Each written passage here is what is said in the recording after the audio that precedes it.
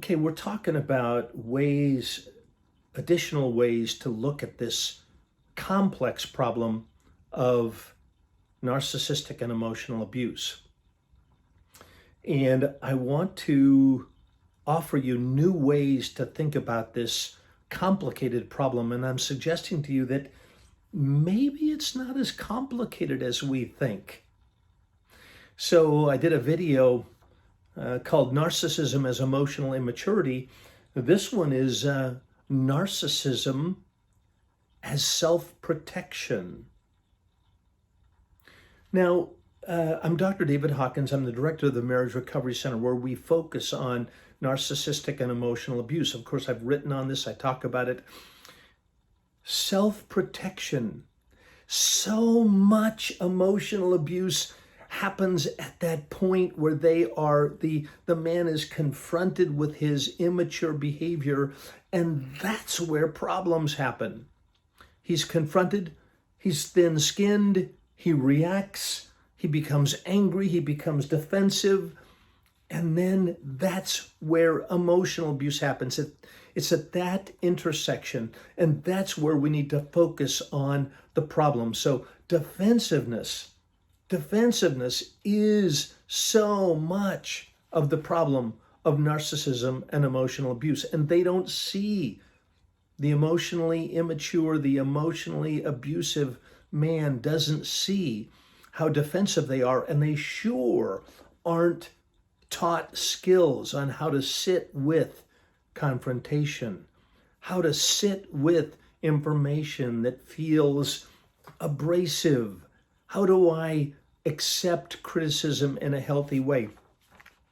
Someone very wise came up with a notion called DARVO, D-A-R-V-O. Dr. Freud, actually, not Sigmund, somebody else. And this person said DARVO stands for deny and defend, attack, reverse victim, and then offend. So DARVOing is a verb I made up. And here we see that when this man is confronted with his behavior, he has little emotional resilience. There's that emotional immaturity. And so they receive this criticism very, very poorly. And they react, and they blame shift. They justify, they defend, they get angry, they make excuses, they deny, they rewrite history, they gaslight. All of these things they do. Why? Because they're little boys. Doesn't give them that excuse. They're little boys, and they're going to flip it back on you. They're going to shift around.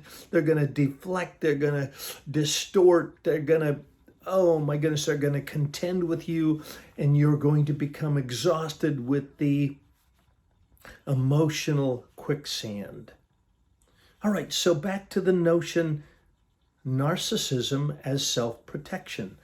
What if we focus not so much on what happened to them when they were 4 years old or 6 years old or 7 years old, but what if we focused on the importance of being able to sit with uncomfortable feelings, to be able to take ownership, take responsibility for what's happening. It can be done. You can do this. Take responsibility for your abusive behavior. Sit with the criticism. Understand that you're not a bad man. And respond effectively. So we get rid of this chaos that happens at the intersection of a man being confronted. We make it safe for a woman to approach her husband with things that need to change in the relationship. That's what happens in marriage. It happens all the time in marriage. We have to be able to approach our mate with a concern that we have and then go from there and find solutions to the problem. So again, narcissism as self-protection. What if we focused less on early childhood development and more on what's happening right now? Help a man sit with criticism, help a man grow through a conflict, help a man grow up. All right. I hope you found this video helpful, and I hope you will think about this additional way to look at narcissistic and emotional abuse. And if this has been interesting to you, please subscribe to our YouTube channel and check us out at marriagerecoverycenter.com. All right, take care and God bless.